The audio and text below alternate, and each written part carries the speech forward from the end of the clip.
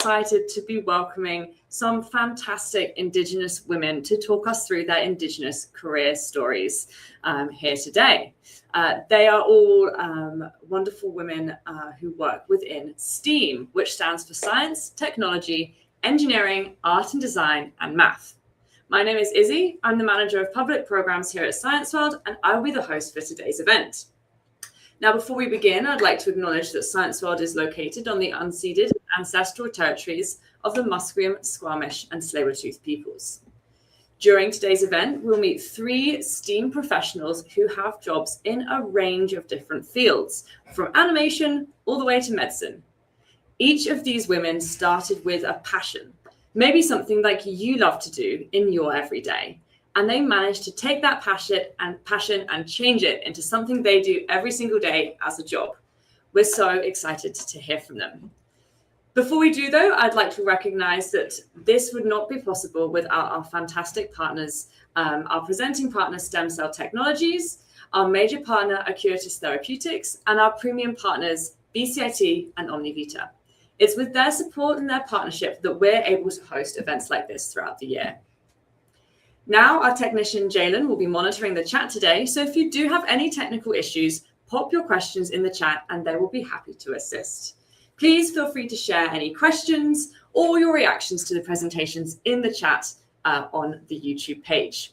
There will be a chance to ask questions at the end, so make sure you're keeping track and holding on to any questions that you want to ask at the end. We do ask, please, that you keep your comments in the chat respectful and relevant to the topics that are being discussed. And remember, don't share any information that is personal online. We've had people registering from all over BC, the US, and even further abroad. So we'd love to know, where are you joining us from? And how many people are watching with you? Please put that information in the chat. Now, as we're entering that sort of information into the chat where you are and who you're with, I'm very excited to introduce our first speaker, Maritza Lewis. Maritza is Sila and Schwepmet visual development modeler and concept developer with over 20 years experience across feature animation, games, and more. She's worked on super cool projects, including GTA 5, Spider-Man, Into the Spider-Verse, and even Moana 2.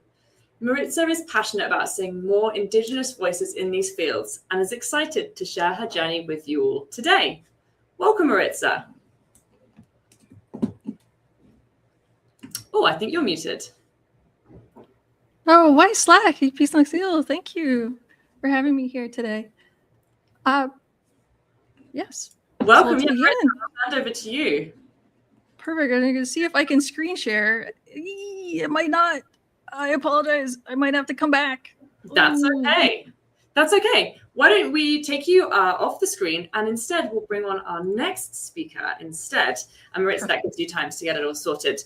So instead of Maritza, we're super excited to welcome another wonderful Indigenous speaker, Sequalinda McNeil-Bob. Sequalinda McNeil-Bob is a 2D animator at Atomic Cartoons who has nearly 10 years experience working on TV shows and films, including Molly of Denali, which is the focus of the Creative Technology Gallery right here at Science World. Welcome, Sequalinda. Hi. Hello. We're so excited to have you. I will hand over to you now. I can see my slides. Yay! Hello, everyone. My name is Sequalinda McNeil-Bob. I'm Stalo from Seabird Island First Nations, where I was born and raised. So I grew up on the res there, and I currently live in Vancouver, BC, where I work.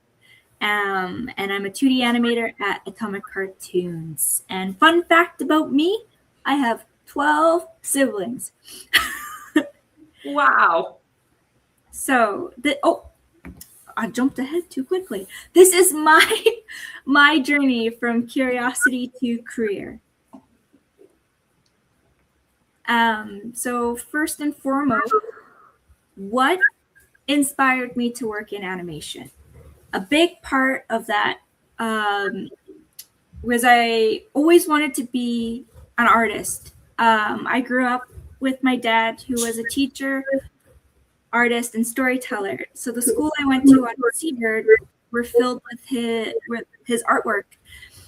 And I loved listening to our traditional stories and imagining what the characters would look like, what they felt, prompting me to make little comic books. And on screen, we have a character called Lucia, which is Mosquito Lady. And below is a drawing that I did when I was 5 years old. So I started really young, and I knew what I wanted to do, and it was to always do something in the art field. And I'm stubborn, and you could not change my mind about that. I also fell in love with watching cartoons. Growing up in a big family, you were put in front of the TV to keep yourselves entertained.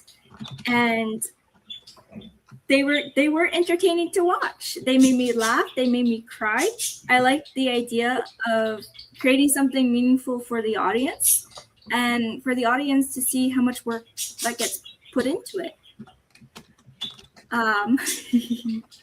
Next slide.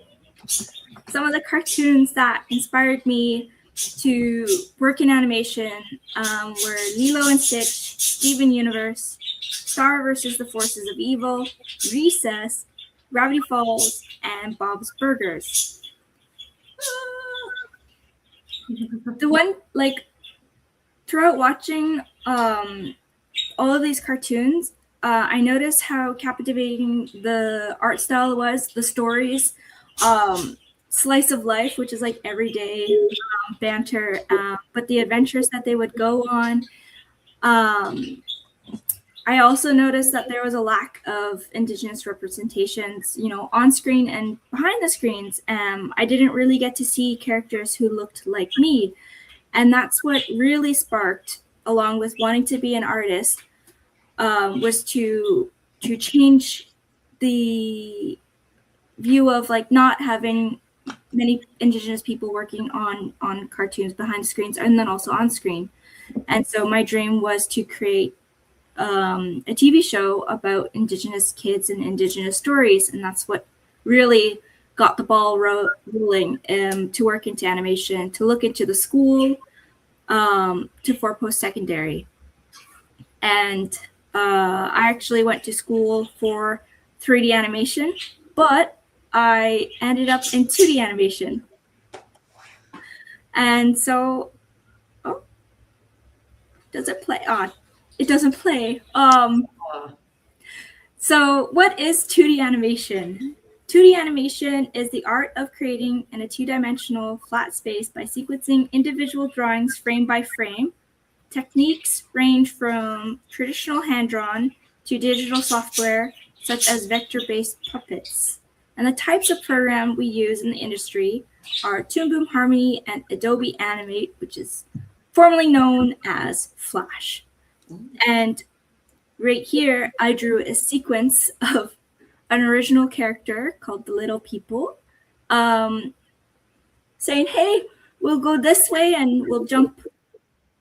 And yeah, and so after animation school, I went to work at DHX Media on my first ever project, My Little Pony, the movie. And I went to work on TV shows after that. And My Little Pony was a feature film. So going from film to TV animation was a big change. Film is a little bit slower pace. You got to have more time in your scenes. And so when I hopped over to TV animation, everything was fast. And I was like, what is going on? But, everybody is so welcoming to help you on your journey. And I took a big leap because I wanted a little adventure. And I moved to the UK and London and then I worked at a studio called Blue Zoo. And I thought that was really exciting. And from the previous studio to Blue Zoo, there was different techniques to learn. And that's why it's really nice to switch between studios, because everybody teaches differently. So you'll be able to accumulate so much learning opportunities and put that towards your, where you work. And I did miss home a lot. So I did move back to Vancouver, and I was working at Wild Brain Studios, which is formerly DHX Media, same company, just rebranded. And I worked on several more TV shows. And then I had an opportunity to work on Molly of Denali at Atomic Cartoons. And so I shifted to where I am currently, which is at Atomic Cartoons. And I got to try out new roles in the animation field, which was lead animator and animation supervisor. And I got to be a support network for my team. I got to learn how they work and what can I do to support them, and review animation, which was really exciting. And a few of the projects I got to work on over the last nearly 10 years.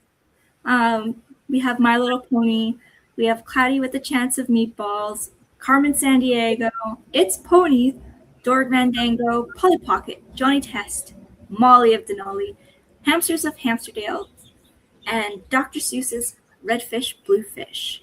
And what is so exciting to have worked on all these projects so far was some of the shows I grew up watching, like My Little Pony, Johnny Test.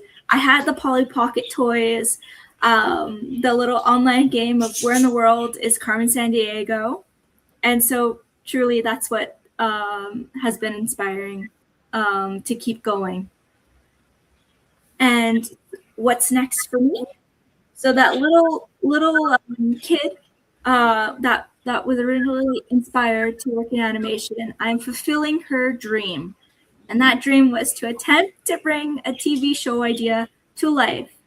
I call it Res Kids because it's about me and my family's culture and our stories. And just wanted to have kids going on fun adventures. And so I am currently working on that. Even though it may seem like a really long time, it's very fulfilling and it's healing the inner child in me. And I hope to continue to work, draw, and tell Indigenous stories. Thank you. Kwasai. Amazing. Thank you so much, Sequelinda. I love the fact that as you have got into different roles, you've learned that there's different parts to animation, and you've had an opportunity to kind of work and learn about those different things as well. Yeah, awesome. Well, thank you so much. We will be bringing all of our speakers back to the stage at the end of the live stream. So if you have any questions, like I said, be prepared for the end of the live stream. Now, I think, let's see, I think Maritza might be ready with their presentation prepared. Maritza, how's it looking? Good. Excellent. It's always fun. What's a presentation without a hiccup? This is the modern age we live in. Exactly. The joys of technology. Maritza, over to you. Thank you. So, turning curiosity into a career, my journey through STEAM, or how technology helped me find my art and get a real job. It's one of those things. So, Weislach, Pisnach Silch, Esquis Maritza Lewis, Etum Tui Florina Joseph, Emistem Clarence Mike Lewis, Esquis Til Silch, Hasespus Apana. Hello, my friends and relatives. My name is Maritza Lewis, Klatus Kokosint, for the Star Woman. Like I said, my mother was Florina Joseph of the Shwefmik Nation. My father was Clarence Mike Lewis Clapping Hands of the Seals Nation. And my heart's real happy to be here right now. So as you can see, a couple things here. I've been doing this now for about 20 plus years. Like I said, Celia Shwefmik. I'm an artist, a mentor, elder in training, forever auntie, and an advocate for Indigenous creatives in CG and tech. So as we go, you can see on the right here, you can kind of see some of the studios I've worked at in the last 20 plus years. And in the last 4, you might recognize this one. So I work here at Walt Disney Animation Studios, and here in the Vancouver location, which is very exciting. You might have seen some of the films I worked on. Moana 2, very exciting. And some of the characters actually that I worked on, you can see in this. The whale shark was actually my first model I ever did at Walt Disney.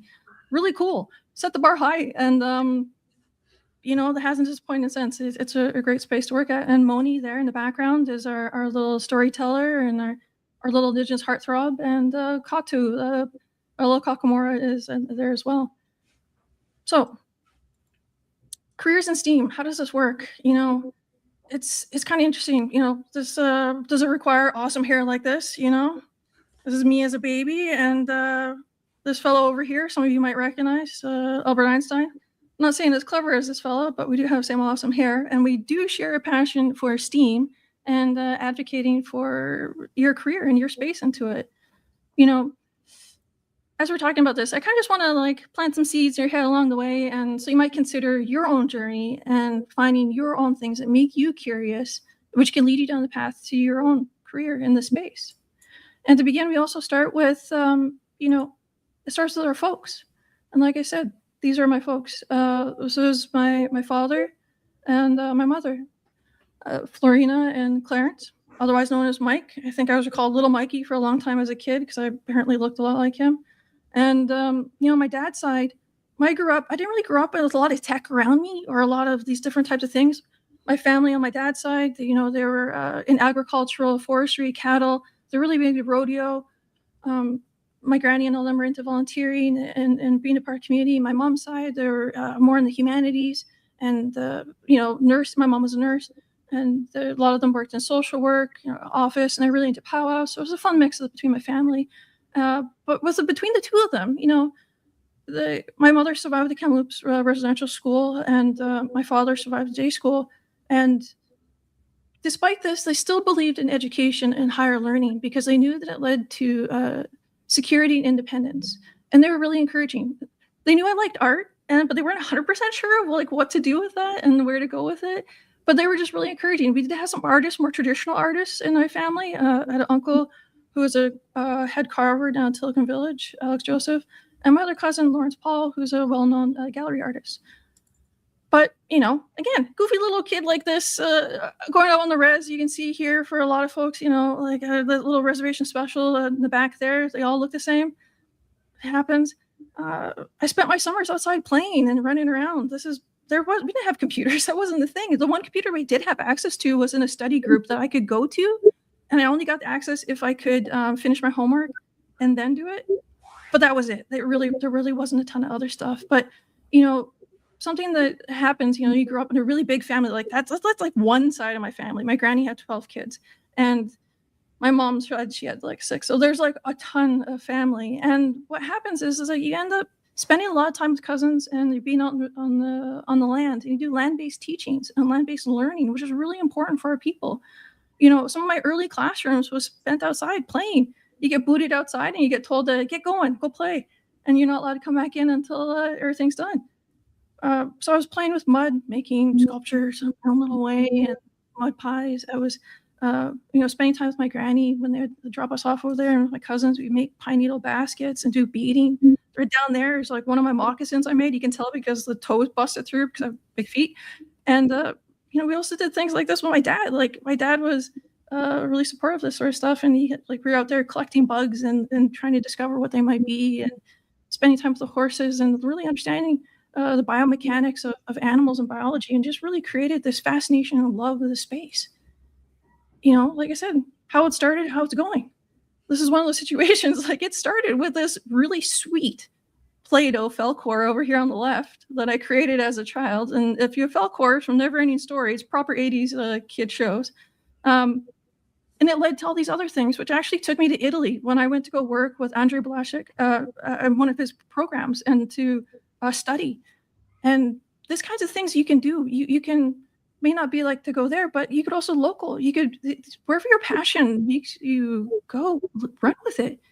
I was so curious about how these things work and how they were done, taking that simple little sculpture and that design and running with it.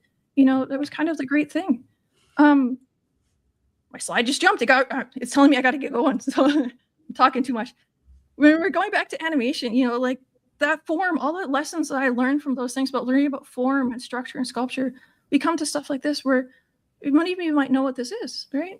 Some of you are knowledge. Yeah, it's pictographs. Yeah, very cool. And these are some of my people's pictographs, actually. And if you crack open any animation book, very first pages is that it shows and highlights how much story was important, how much translating these ideas and these concepts into imagery and motion were vital, whether it was around the kitchen table or around a fire. There's something that's really exciting about animation that still holds true and rings for me. And it's something like Brad Bird said. It's like, one thing about the medium of animation is that you're not recreating reality, you're distilling it, which was really a big thing. It was quite exciting. And it's more of these animation moments like this, where it's movement and motion, that happens.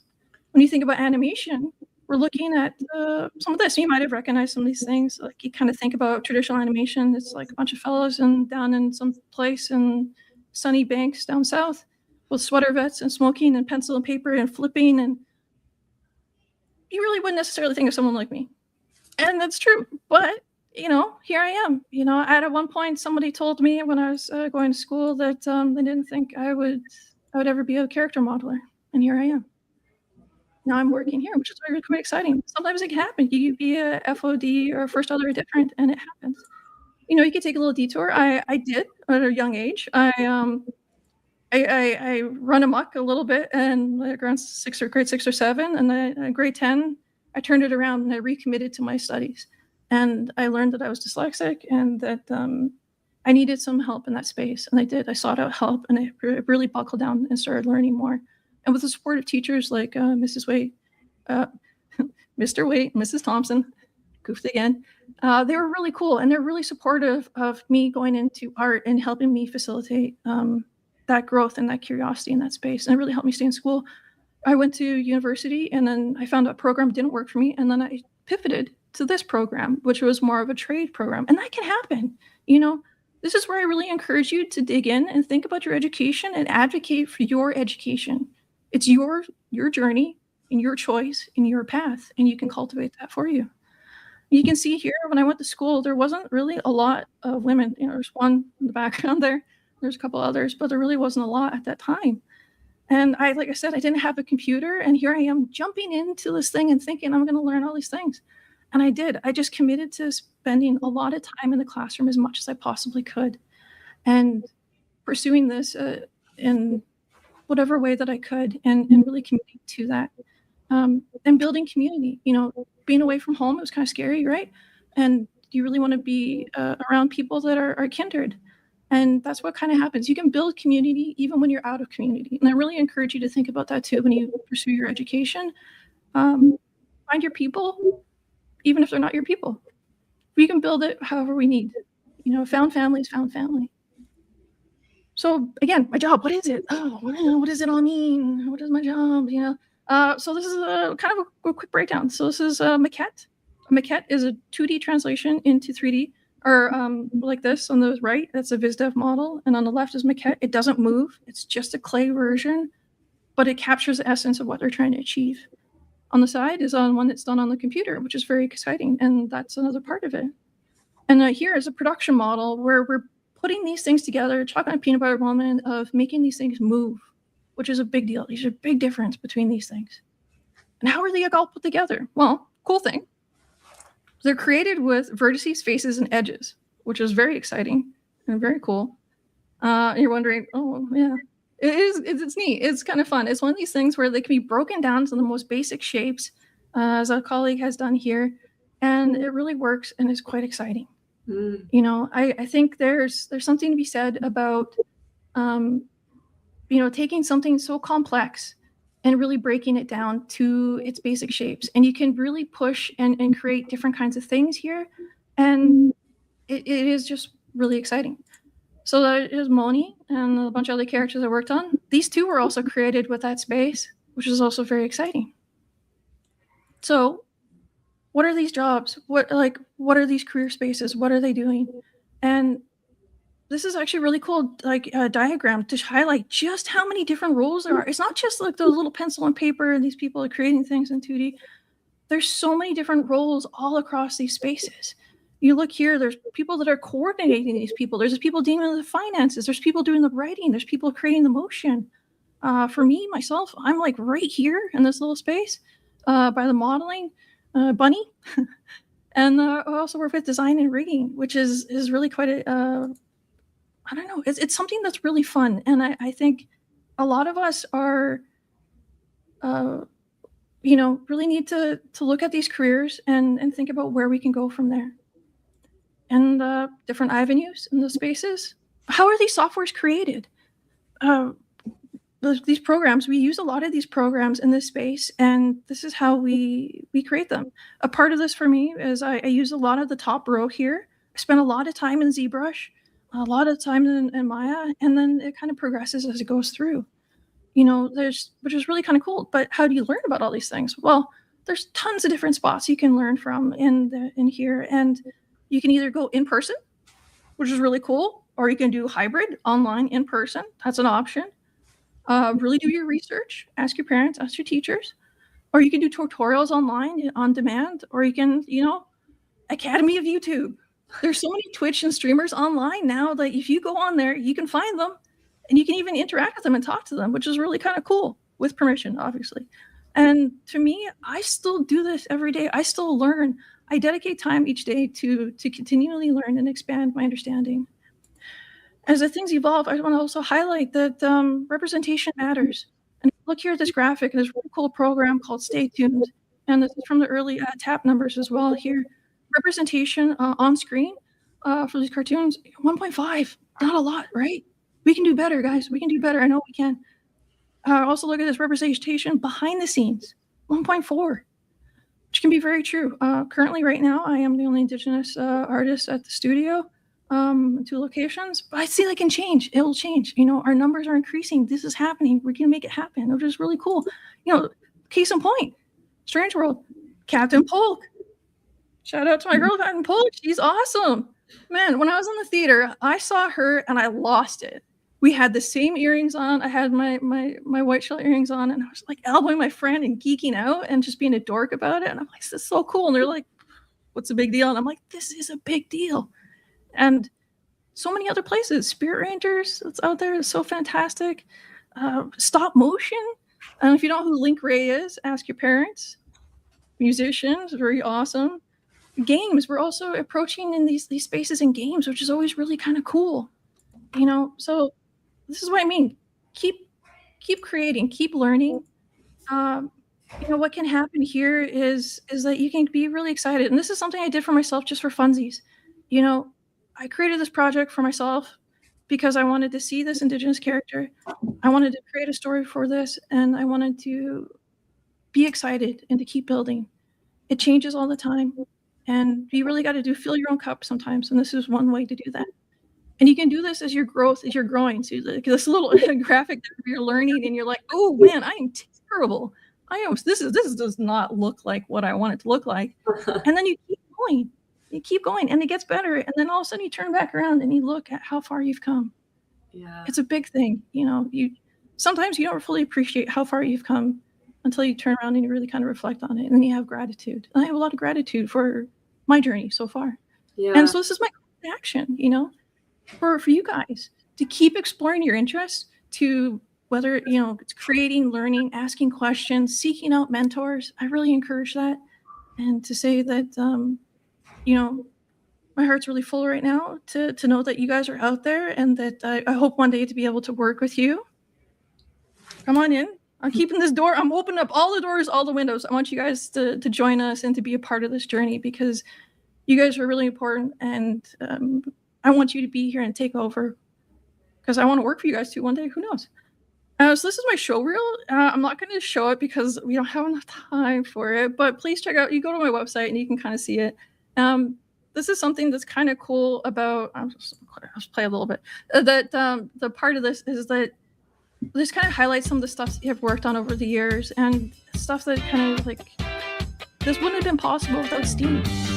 You know, portfolio is king in this space, and doing this has made me really happy, and I couldn't have done this without taking that leap and having the courage to try and fail and try again. To keep going, and to not listen to those who have their own opinion and their own narrative view. That's theirs. You know what's true to you and where you're going and what makes you happy. So I encourage you to keep going and to just enjoy the journey. And obviously things happen, and if you remember questions and things and stuff later, you can check out the reel on the site and everything. feel free to go onto this and yeah. Amazing. Thank you so much, Maritza. Such an inspirational piece to end on. I love I've got like a real vision of you like holding the doors and the windows open, like as like floods of people come in. So I love that vision. Thank you so much for sharing your story. And we'll be bringing you back on the screen in a little bit of time to answer any questions. But in the meantime, our next and final presenter is Yasmin Warden. Yasmin is Cree and Saulteaux and a member of the Key First Nation in Saskatchewan. We're going to shake it up a little bit and move away from animation. Yasmin is a second-year medical student at the University of British Columbia, holds a Master of Public Health from Yale University, and we are so excited to welcome you, Yasmin. Ooh, welcome. Hi, everyone. Can you hear me? We sure can. Okay, perfect. So, Danse, hello, everyone. So before I begin, I want to ask you guys, do you guys want a job where at least once a week, someone goes up to you and says, "Thank you for saving my life"? Oh, yeah, definitely. Mm-hmm. And so for that reason, I decided that I want to become a doctor, which is a super cool and fun job. And I'm here to try and convince you guys to consider a career in medicine. And so, yes, and so a bit about me. My name is Yasmin, as mentioned. I'm Korean Saulteaux. I'm a member of the Key First Nation, and I grew up in BC, and I'm currently here in Vancouver on the unceded territory of the Squamish, Tsleil-Waututh, and Musqueam. And so when I was your guys' age, I had no idea what I wanted to do, but I knew a few things that I liked, and I was curious. So just a little bit about my journey. I finished high school and then I went to university at UBC where I studied anthropology, which is the study of culture. And then I did my master's and now I'm currently back at UBC in Vancouver for med school. So as I said earlier, I had no idea when I was your guys' age what I wanted to do. I just knew two things. One is that I was interested in culture, and two was that I was interested in working with community. And as I got a little older, I then realized that I liked advocacy and social justice. And then during university, I took a course on health and society and culture. And I realized that I could use medicine as a tool to help Indigenous communities heal from past intergenerational traumas. But then as I thought more about it, I heard that you need to take science courses. And at that point, I hadn't really taken science courses before. And you also had to have really high grades to get into medicine. And so at that point, I was wondering, would I not be good enough to become a doctor? Would I not have high enough grades? And would I not be good enough to even apply for medical school? And I also realized that by the time after I would apply to medical school, I would ideally start when I was 26, which means by the time med school would end, I would be 30. And then I was wondering, that might be a little late to be starting your first job. But then I realized that if the journey is hard, it's going to be worth it, especially since I knew I've always wanted to work with community. I realized that as a doctor, me helping Indigenous families can last for generations, and that would be worth all the hard work. And I also realized that people can learn medicine at any age. Like there are people in my class who are in their 40s and they're doing amazing. Now I'm going to tell you guys about how my day usually goes. So have any of you ever held a real brain in your hands? Oh my gosh. So I didn't know that in medical school, I would be holding a real brain until right before it happened. So I went to anatomy class one day, and in our anatomy class, we learn about the different parts of the body, like the shoulders, the hands, and we have to learn about it by touching inside real body parts. So like I've held a real human heart in my hand, and I've also put my hand inside someone's real guts. And I remember I went to anatomy and I was told that I will hold a brain, and I didn't expect it to happen, but then it happened. And it wasn't as soft or squishy as I thought it would be, and it was actually quite hard. And another thing I do is called shadowing, which is where I watch other doctors save lives. And some doctors even get to ride in a helicopter when traveling to different communities, especially in rural areas and in different rural Indigenous communities. And so my dad is also a doctor, and he spends his time working with our community in Saskatchewan, and he also travels to BC to help First Nation communities here. So you can travel, save lives, be connected.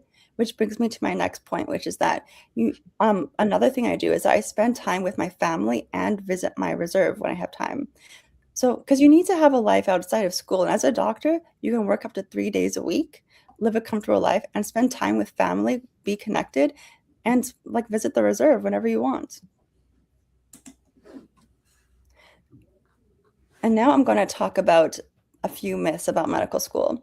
One is that you need science courses for medical school, but science courses are hard and medicine is hard.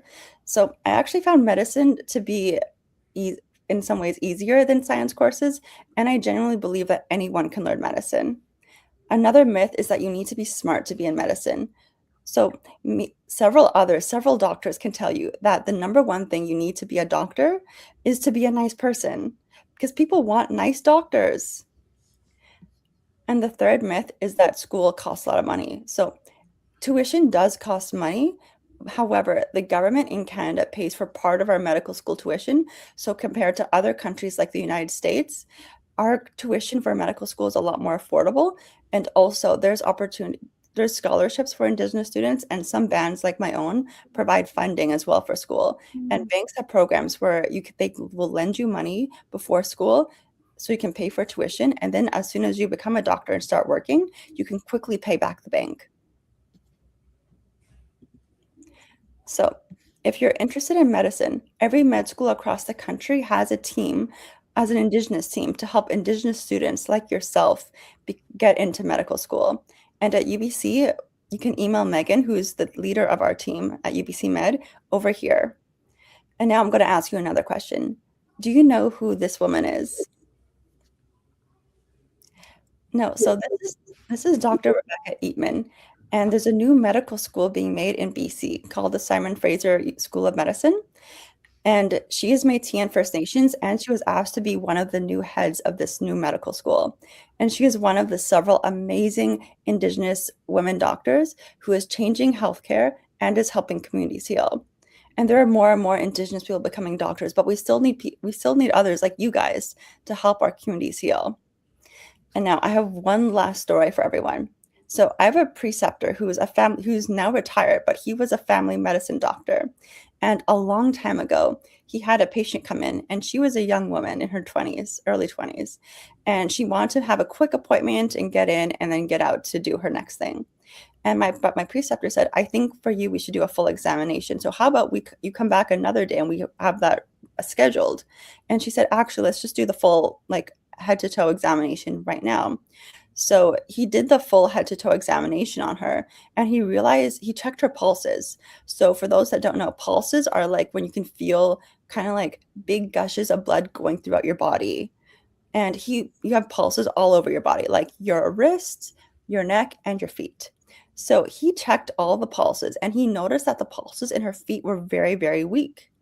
And so he rushed her to the ER, and at the ER, they found out that she was born with a heart abnormality, or what's called a congenital heart defect, which is where her heart was not pumping enough blood to the rest of her body.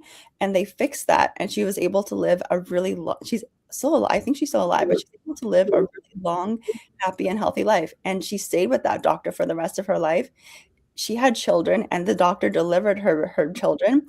And he's the family doctor, or he was the family doctor, now he's retired, for her kids as well. And so this is a fantastic career. It's really fun. You can have crazy stories like that, and you really get to help community as well. And you get to have people tell you, thank you for saving my life, which is really, really cool. And I hope you guys consider medicine. Miigwech, everyone. Thank you, Yasmin. Wow, that's super cool. I've definitely never held a brain before. That's so yeah, that must have been really strange. It was definitely very interesting. It was heavier than I expected.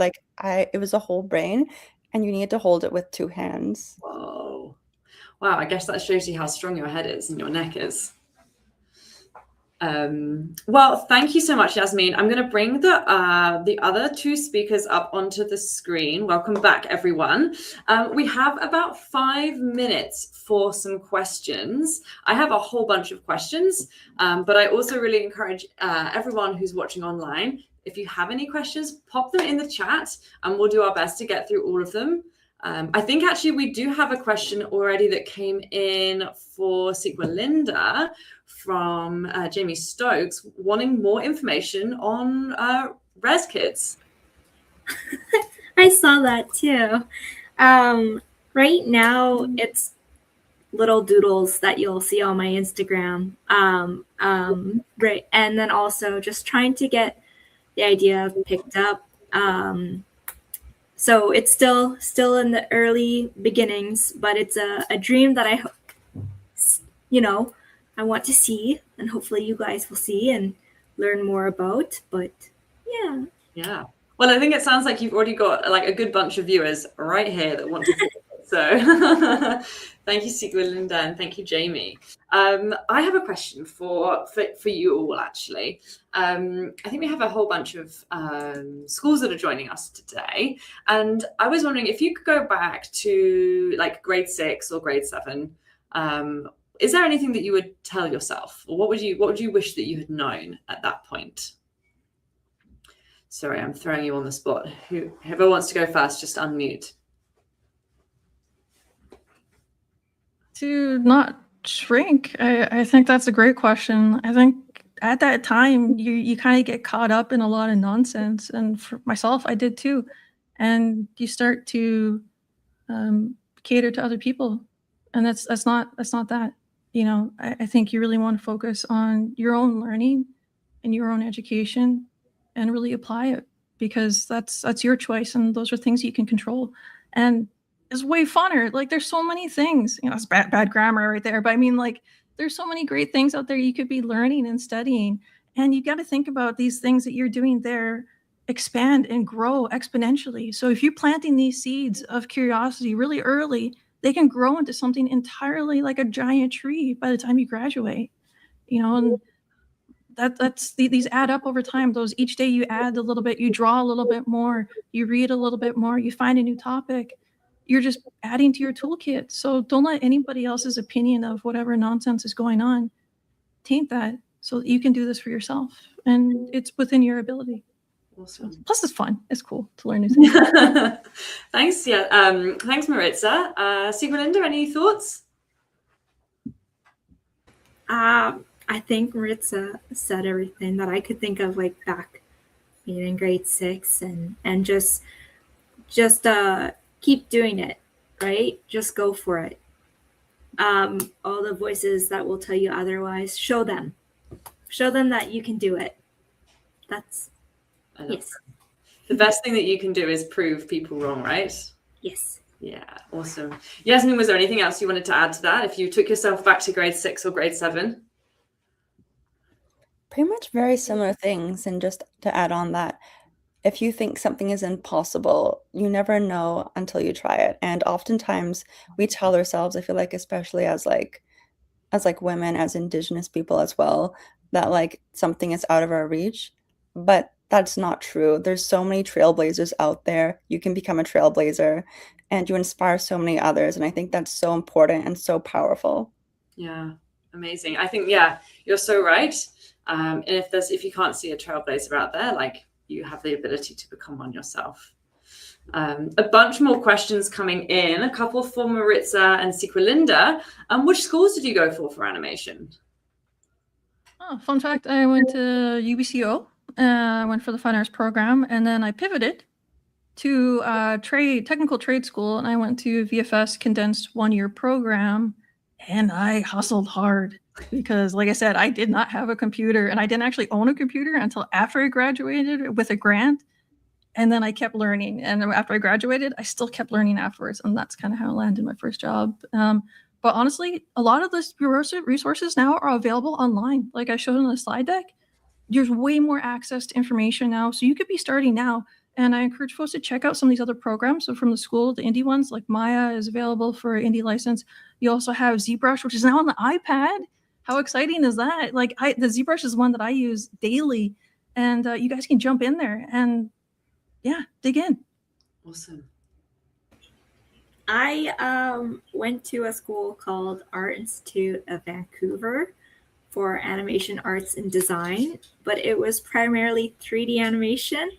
And obviously from my slides, I went into 2D animation.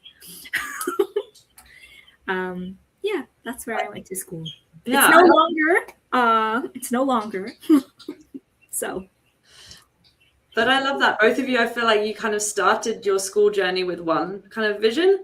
And then as you learned more about yourself, as you kind of went through it, you sort of navigated, pivoted to what fit you and your passions. That's super cool. Question for Yasmin. Not sure if you mentioned it, but do you know what you want to specialize in?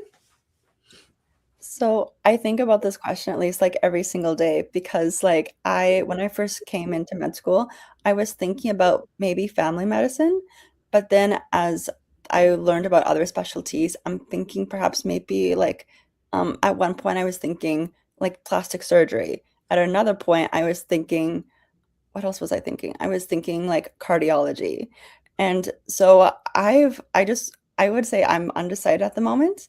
But I know there's quite a few Indigenous people in my class, and I know one girl, she wants to become a neurosurgeon, and another girl wants to go into peds, and another guy wants to do Indigenous rural family med and travel all throughout the north and in a helicopter and save people. And so like you can become any type of doctor. There's Indigenous surgeons, there's Indigenous people doing what's called radiation oncology, which is where they use a radiation laser to heal people's cancer. Like you can do anything. The world's your oyster, really. Wow, amazing. Yeah, that is super exciting. I'm conscious of time. We are just 1 minute over, but I just wanted to end on one final question, asking if the speakers could think of sort of one word or one sentence that sort of sums up what you need to be successful, or what's the most important trait that you found to being successful. I'm sorry, I'm putting you all on the spot here. I'm going to say grit. I think Indigenous women and coming from these nations, a lot of us inherently have this natural grit and curiosity, and that's going to lead you a lot further along the way. Like I said, when I went into those classes, I may not have been the smartest, cleverest, fastest, best person, but I sure as heck was going to try and do my darn best to push and to make sure that I was showing up and doing everything that I could that was in my ability to affect change. Amazing. Thank you. See, Belinda? I want to add on to that and put passion. I think that's a really big thing. One thing taught to me growing up when producing art or just drawing art is like you have to put good intentions into everything you make and do, because then it will reflect how other people will feel about it. And so that good intentions and passion, good vibes. Yeah, great. Good intentions, passion. Yasmin? Everyone said all the good stuff, but I'm just going to echo what Maritza said, which is you need to never give up. I feel like that's the best way to put it. Just because like people think that what we do is hard and like it takes hard work, but doesn't mean it's impossible. So you just need to believe in yourself and keep on applying. Like I know there's a lot of Indigenous people that apply for medicine and then they stop afterwards because they didn't get in. But even non-Indigenous people don't get in on their first try. It's super common. You just need to keep on applying and eventually you'll get in somewhere. Amazing. Well, thank you all so much. Truly, truly inspirational to hear all of your journeys, how your childhood passions really shaped you into becoming the trailblazing leaders in each of these industries that you are today. A huge thank you to everyone online for joining us. I'm sorry we didn't get around to all of the questions, but thank you for joining us, and enjoy the rest of your International Women's Day weekend. Bye. Thank you. Lim lim. Bye. Miigwech.